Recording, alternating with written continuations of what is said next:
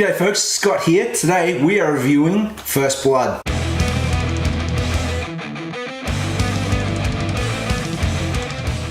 Okay, so we just got back from watching First Blood at a retro screening at our local cinema. This is Guy, this is Darren, and for once I thought I'd bring some of my friends who I see movies with all the time to give an idea of how we all felt about it. Yeah, well, I pay them to come with me. Depending on the movie. Yeah. So generally we go to new movies, and we've had some tragic experiences. I perhaps should have had them on with older reviews like Predator and Aquaman, these were the guys in that video that I said I dragged with me. Yes. It's terrible, and was first time we've been on camera together, hence us all talking over each other at the same time like a bunch of professionals.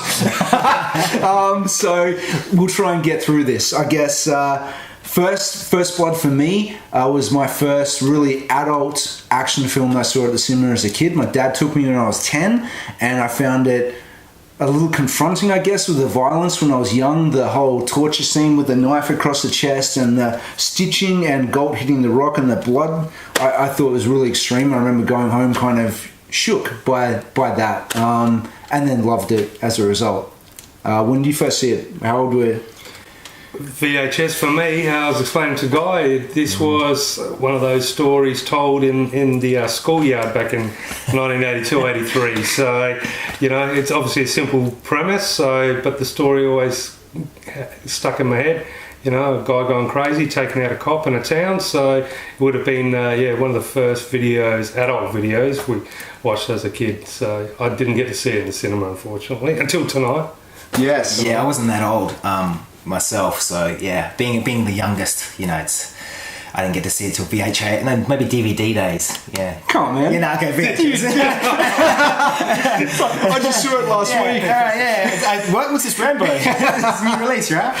Yeah, VHS, and again, it's one of them, one of the first movies you remember because it was just so savage. And then seeing it tonight, you realise that there's only one person dies in it, or at least on screen. We debated that on the way home about whether the guys in the car at the end perhaps burnt to death in the vehicle. Yeah.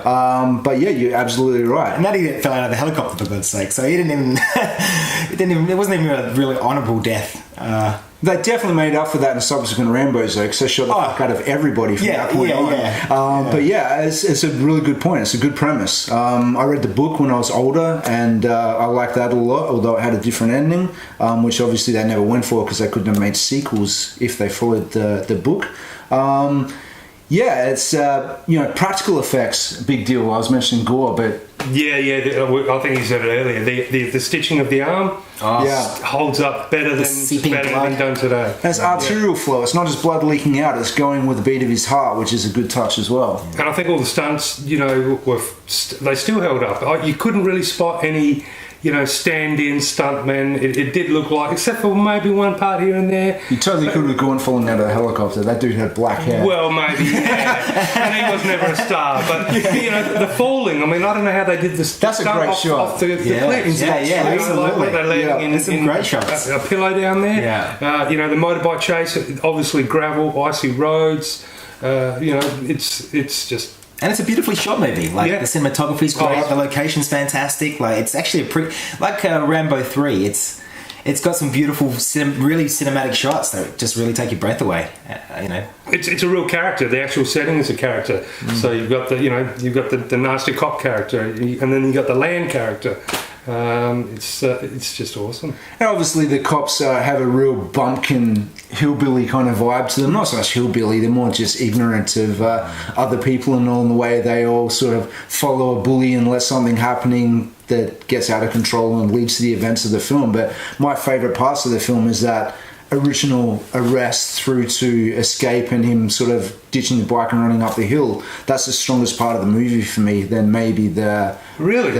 I love that whole sequence of chasing all that. Is it the strongest?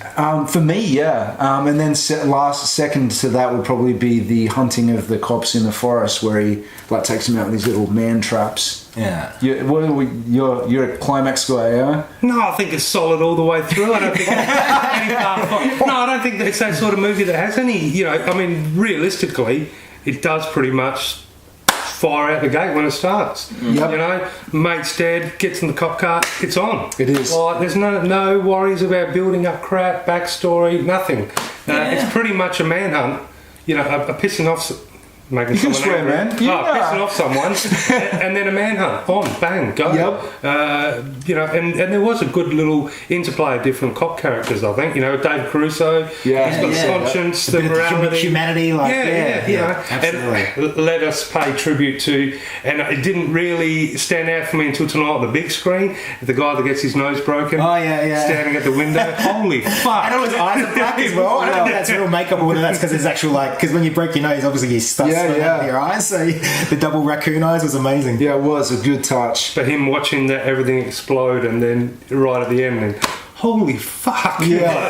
I think I've missed that line somewhere every time the previous viewing. And tonight's print was a pretty awful print, really. Like, I'm used to watching it in Blu-ray on my television where it's like bright and sharp and everything looks great. And tonight was a little dark and a little blurry. And when he was, after he cooked the meat and he fell asleep and Troutman first calls him, you could barely see his face on screen. He was sort of asleep and sort of came Pretty to it. And it was a granulated. good touch. Yeah. I love the survival aspect of him in the cave where he had the shit wrapped around his knife and it was not really working, and he digs around for drums to find some flammable shit to dip it in and make a proper torch, and following the flicker of air. And then he was putting out spares as well. Because, you know, how long's that going to last? And I'm like, oh, okay. That's about how long. Yeah. Genius. There is an element of realism about everything. You know, obviously it gets out of control a little bit towards the end, but the way he behaved and survived, and the falls were somewhat believable. The damage he took was pretty believable. Yeah.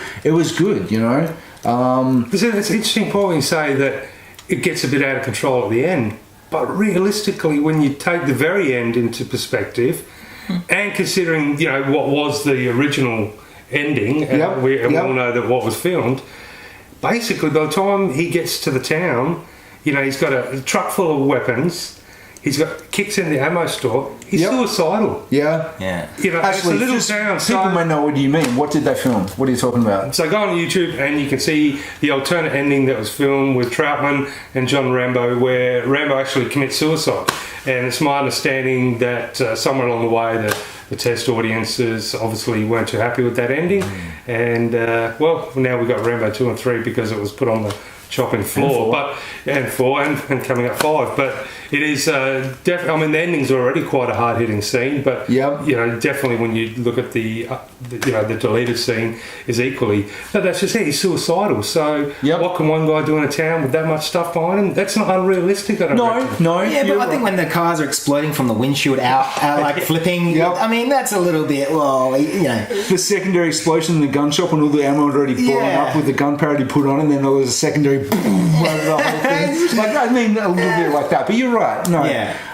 That brings us towards the end, though, to the probably elephant in the room is how his crying scene is very out of the norm for an action movie, and it's a very anti-end to an action movie to have your main character break down in a post-traumatic stress heap in the floor and cry. I sympathise with his character in that scene, but no matter how many times I've seen it, I still get about 30% of what he said, and the rest is fucking babble throughout that.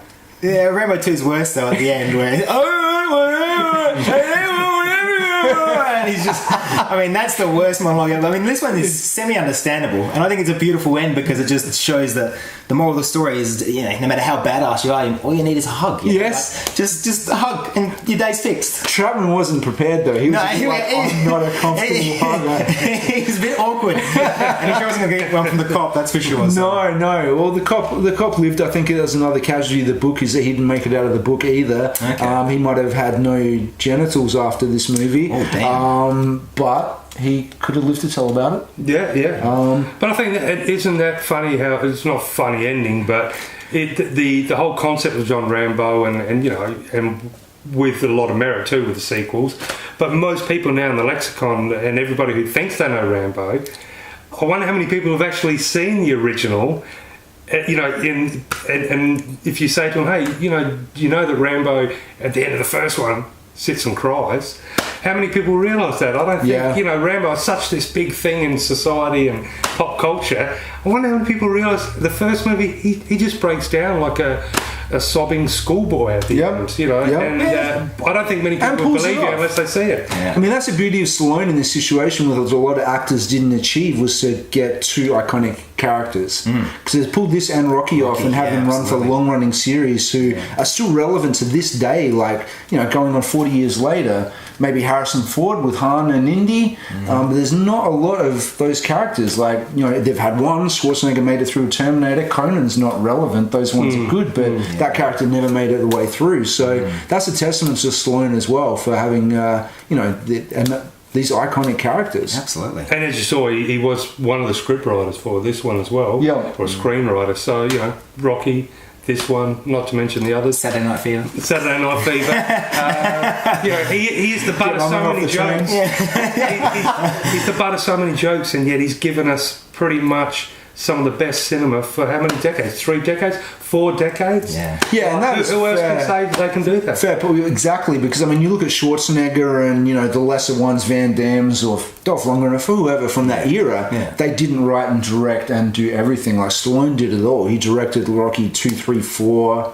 I think he gave up for 5, but, you know, those guys couldn't compete with him on that level of creation. Like, they were just actors, not to diminish them, but No, it's Stallone not was just- a complete package. Yeah, but Stein also took risks, tried to do comedy, tried to do musicals, all Yeah. sorts. Got slapped for Copland. There you go, which is really... This is about First Blood. This is like this is like a Stallone man crash video, is it? Yeah.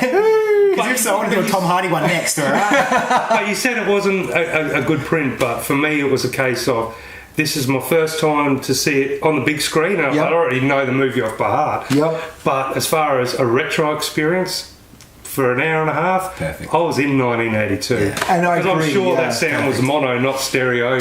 And Yep. like I said, it's a little bit blurry. The dark shots were dark, but it was 1982, you know? Yep. I was expecting to come out and play Pac-Man, like, you know? Yeah. So, you know, let us know what you thought of this format for doing them, because there's a whole bunch of these retro screenings coming up over the next 6 months, and we've already pegged down a few of them, like Alien and The Shining and whatnot, that we're going to go see. Psycho, yeah, that's coming up real soon. I think that's actually the next one. So perhaps we'll come back and do another run of these. So, yeah, I think I've covered anything I wanted to say. You want to add, Daz? Don't let that last song of the movie get in your head. Too late. Cool. Well, thanks heaps for watching. Take care, everyone. Please subscribe to the channel if you haven't already, and we'll see you next time.